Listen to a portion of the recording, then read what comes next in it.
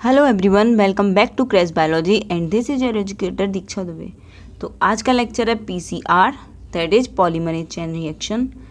आज हम कंटिन्यू करेंगे अपनी BSc botany 5th semester, that is 3rd year. उसकी बॉटनी का एक इम्पोर्टेंट टॉपिक है पीसीआर, जो मॉलिक्यूलर बायोलॉजी जो पेपर 2 है उसमें पीसीआर एक बहुत इंपॉर्टेंट टॉपिक है, एक इम्पोर्टेंट टेक्निक है जिसके बारे में आज हम देखेंगे। तो स्टार्ट करते हैं पीसीआर। पीसीआर को इसका फुल फॉर्म है polymerase chain reaction. Polymerase chain reaction नाम से ही समझ में आ रहा है। पीसीआर पॉलीमरेज मतलब पॉली बहुत सारे, मरेज मतलब मराइजेशन, पॉलीमराइजेशन और चेन रिएक्शन। और इसमें हम डीएनए के बारे में देखेंगे कि किस तरह से डीएनए एक छोटा सा स्मॉल सेगमेंट इस टेक्निक के थ्रू उसकी कई सारी कॉपीज़ बन जाएंगी। जिस तरह से आप जीरोक्स मशीन पे एक छोटी सी एक पेपर के कई सारे सेम कॉपीज निकाल सकते हो, उसी तरह से इस टेक्निक में एक डीएनए के सेगमेंट के कई सारे कॉपीज निकल सकते हैं। ये एक तरह की इसमें हमें कॉपी करनी है डीएनए को। तो ये कई सारे इम्पोर्टेंट रिएक्शंस में यूज की जाती है टेक्निक। तो आज हम इस टेक्निक को डिटेल में पढ़ेंगे। आपके लिए एग्जाम पॉइंट ऑफ व्यू से बहुत इंपॉर्टेंट टॉपिक है। इसके अलावा ये बीएससी के अलावा कई सारी इम्पोर्टेंट जो कॉम्पिटिटिव एग्जाम्स होते हैं उनमें भी पूछी जाती है पॉलीमरेज चेन रिएक्शन। तो एकदम डिटेल से देखते हैं आज। तो एंड तक देखना वीडियो, आप अच्छे से पूरे तरीके से सीख जाओगे और कभी भूलोगे भी नहीं। तो स्टार्ट करते हैं। तो सबसे पहले इसको देख लेते हैं साइंटिस्ट किसने इसको डिस्कवर किया था। तो साइंटिस्ट थे कैरी म्यूलिस। उन्होंने 1985 में डेवलप किया था पॉलीमरेज चेन रिएक्शन टेक्निक को। और इसकी जो मशीन जिसमें हम कंटिन्यू कराते हैं ये प्रोसेस, जो कैरी करती है ये प्रोसेस, उस पीसीआर मशीन को बोलते हैं थर्मोसाइक्लर। क्योंकि इसमें टेम्परेचर को वेरी किया जाता है, डिफरेंट स्टेप्स होते हैं इसके 2-3 स्टेप्स, उनमें टेम्परेचर वेरी किया जाएगा। तो उसमें थर्मोसाइक्लर की इम्पोर्टेंस है, उसको चेंज किया जाएगा, कभी हाई टेम्परेचर कभी लो टेम्परेचर, इस तरह से। तो पीसीआर की definition, PCR is a technique use to amplify the desired DNA और gene in vitro conditions. In vitro conditions में जिस टेक्निक से हम डिजायर्ड डीएनए को या एक डीएनए के सेगमेंट को, जिसे हम जीन बोलते हैं, उसको एम्पलीफाई करते हैं, उसके नंबर को बढ़ाते हैं, कॉपीज़ को बढ़ाते हैं, उसको हम पीसीआर बोलते हैं, पॉलीमरेज चेन रिएक्शन। नेक्स्ट आप देखेंगे principle of PCR. Principle of PCR क्या है, ये टेक्निक किस प्रिंसिपल पे बेस्ड है ये देखेंगे। The technique is based on the principle that when a DNA molecule is subjected to high temperature due to denaturation, the two DNA strands separate.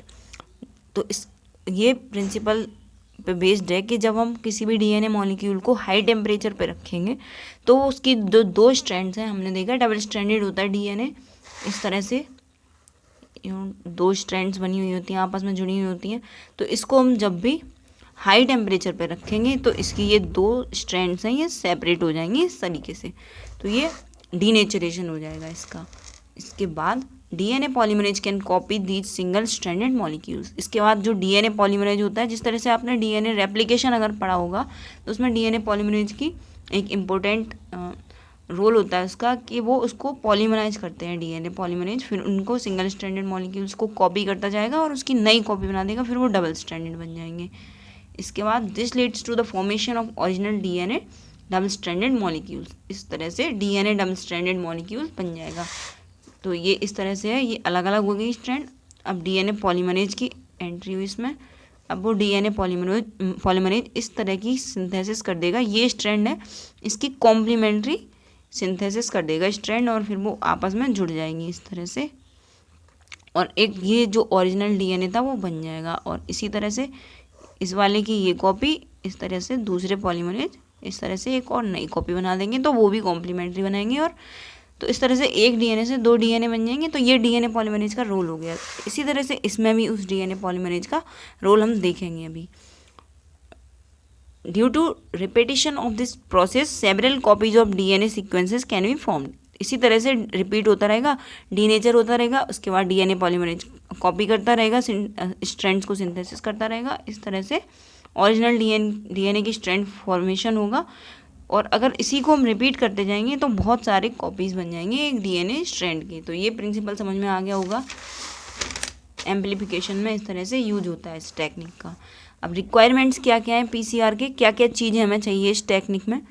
तो सबसे पहले तो डीएनए टेम्पलेट चाहिए, जो डिजायर्ड सेगमेंट है जिसको हम एम्पलीफाई करना चाहते हैं, बढ़ाना चाहते हैं, कॉपी करना चाहते हैं, जिसकी वो डीएनए सेगमेंट होना चाहिए, टेम्पलेट होना चाहिए।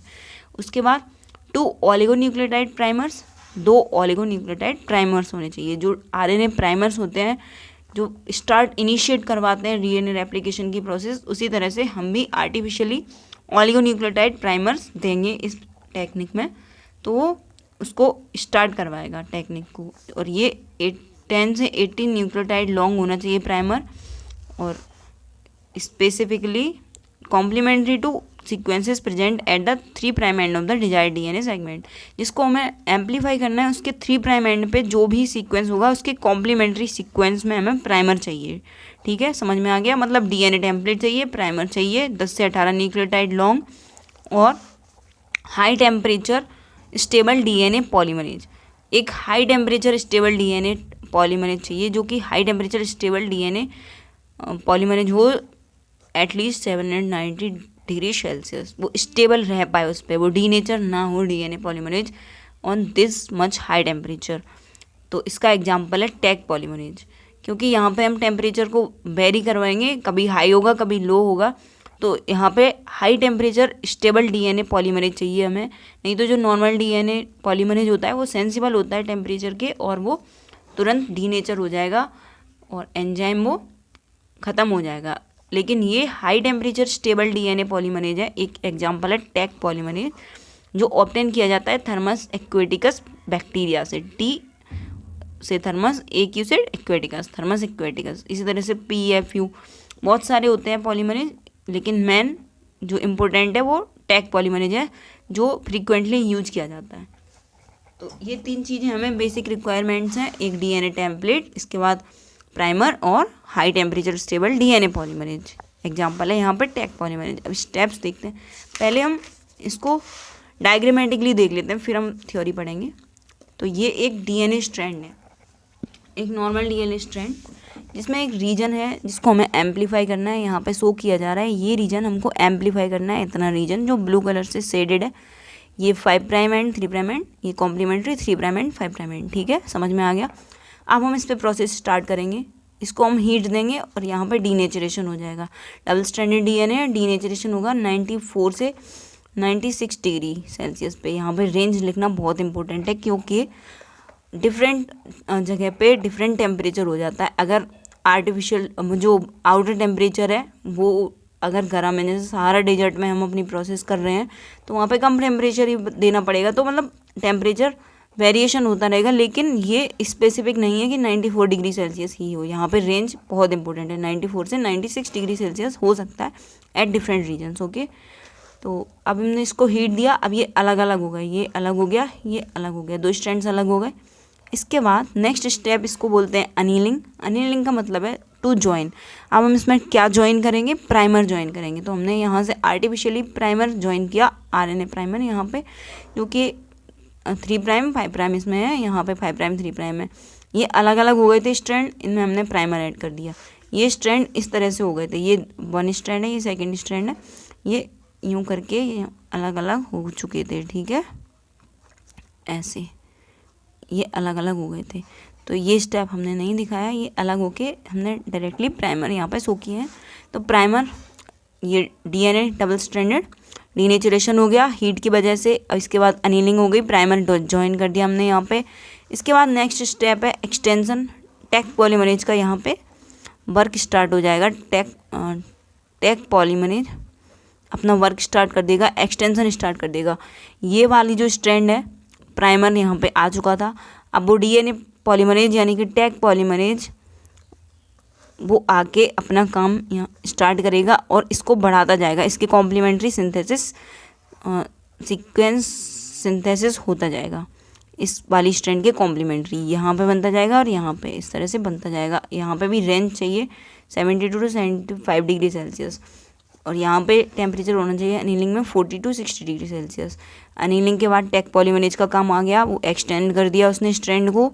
इस तरह से हम डिफरेंट साइकिल्स बढ़ाते जाएंगे। अगर हमने 30 साइकिल्स कर ली तो यहाँ पे amplified DNA 1 million times amplified हो जाएगा सेम डीएनए। यहाँ पे ये पूरा नया बन चुका। ये देखो एक बार फिर से देख लेते हैं। रीजन 2 भी एम्पलीफाइड, इसको एम्पलीफाई करना है। डबल स्ट्रैंडेड डीएनए को डीनेचर किया 94 से 96 डिग्री सेल्सियस पे हीट देके ये अलग अलग हो गए इस तरह से। यहाँ पे हमने प्राइमर को अनिल किया, ज्वाइन किया 40 to 60 डिग्री सेल्सियस। टेम्परेचर बड़ा ध्यान रखना है और विद रेंज याद रखना है। 40 to 60 डिग्री सेल्सियस टेम्परेचर यहाँ पे हमने दिया, प्राइमर ऐड कर दिए।